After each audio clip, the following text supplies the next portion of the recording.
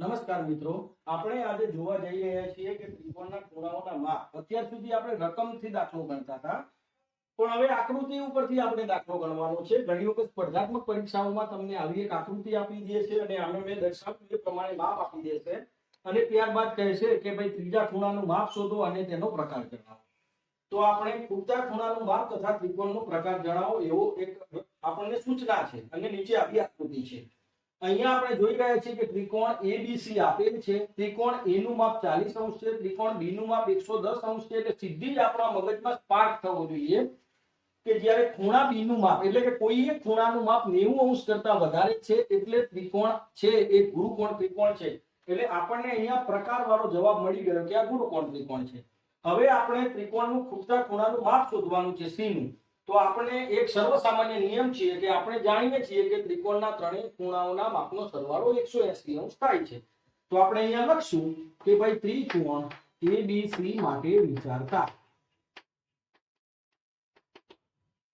અને લખશું કે આપણે જાણીએ છીએ કે ત્રિકોણના ત્રણેય ખૂણાઓના માપનો સરવાળો બરાબર 180 અંશ.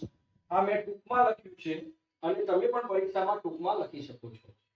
તો ખૂણો A વત્તા ખૂણો B વત્તા ખૂણો C બરાબર 180 અંશ માટેથી શરૂઆત કરશું, કારણ કે દાખલાની અંદર બરાબર છે. આ સમીકરણ સ્વરૂપ થાય, ડાબા બરાબર જબા.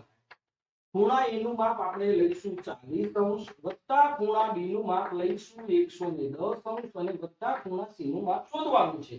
એટલે ખૂણા C ને ખૂણો C એમ જ રાખશું અને બરાબરની જમણી બાજુ 180 અંશ એમ લાઈન. હવે 140 અને 110 નો સરવાળો કરીએ એટલે આપણને મળશે 150 અંશ વત્તા ખૂણો C બરાબર 180 અંશ. હવે 150 બરાબરની ડાબી બાજુ છે જે જમણી બાજુ જાય ત્યારે એ માઈનસ થઈ જાય. તો ખૂણો C બરાબર 180 ઓછા 150 અંશ માટે ખૂણો C બરાબર 30 અંશ થાય. બાદબાકી કરો, 180 માંથી 150 ને બાદ કરો ત્યારે ખૂણા C નું માપ 30 અંશ મળશે, જે આપણને જવાબ મળી ગયો છે. આપણો પ્રશ્ન એવો હતો કે ત્રિકોણનો પ્રકાર પણ આપણે જણાવવાનો છે. તો આપણે શરૂઆતમાં આકૃતિ જોઈને જ નક્કી કરી દીધું કે કોઈ એક ખૂણાનું માપ 90 અંશ કરતા વધારે હોય તો તે ગુરુકોણ ત્રિકોણ કહેવાય છે. તો આપણે અહીંયા લખશું કે આપેલ ત્રિકોણ ABC એ ગુરુકોણ ત્રિકોણ છે. આપણા બંને પ્રકારના જવાબો પૂરા થઈ ગયા. બાજુમાં પણ મિત્રો આવી જ એક આકૃતિ છે, એની અંદર એક જ ખૂણાનું માપ આપ્યું છે, પરંતુ તમે જુઓ આકૃતિ જોતા જ તમને ખબર પડશે કે આ ત્રિકોણ છે એ કાટકોણ ત્રિકોણ છે. કાટકોણ ત્રિકોણની એક શરત છે કે કાટકોણ ત્રિકોણમાં કોઈ એક ખૂણાનું માપ 90 અંશ પરફેક્ટ હોય છે અને આ જે અહીંયા તમને નિશાની દર્શાવી છે એ ઇન્ડિકેટર છે કે ખૂણો y છે તે પોતે 90 અંશનો છે. હવે જુઓ મિત્રો, કોઈ પણ ત્રણ ખૂણામાંથી બેના માપ આપેલા હોય તો ત્રીજો ખૂણો તમે આપોઆપ રીતે શોધી શકો. એના માટે પણ સર્વસામાન્ય નિયમ કે ત્રિકોણના ત્રણેય ખૂણાઓના માપનો સરવાળો 180 અંશ. તો આપણે ત્રિકોણ XYZ છે તો અહીંયા લખશું એનો ઉકેલ કે ત્રિકોણ XYZ માટે વિચારતા. હવે આપણે લખશું કે માટે ખૂણો X વત્તા ખૂણો Y વત્તા ખૂણો Z બરાબર 180 અંશ. ખૂણા X નું માપ છે 30 અંશ, Y નું માપ છે 90 અંશ અને વત્તા Z નું માપ શોધવાનું છે એટલે અને આપણે જમણી બાજુ લખશું 180 અંશ.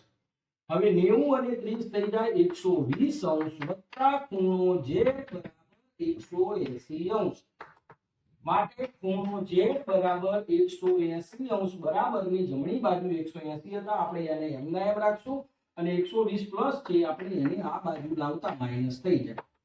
માટે ખૂણો Z બરાબર 180 માંથી 120 અંશ થાય તો 60 અંશ વધે. માટે ખૂણો Z બરાબર 60 અંશ મળે આપણને. હવે તમે ત્રિકોણના ત્રણેય ખૂણા માપનો તાળો મેળવો તો 9 ને 6 15 ને 3 18 એટલે 180 અંશ થઈ ગયા. આપણે અહીંયા લખશું કે આપેલ ત્રિકોણ XYZ એ કાટકોણ ત્રિકોણ છે. મિત્રો આવા દાખલા માટે તમે જો થિયરી પરફેક્ટ હોય તો તમે આવા દાખલા ગણતરીની સેકન્ડોમાં ગણી શકો છો.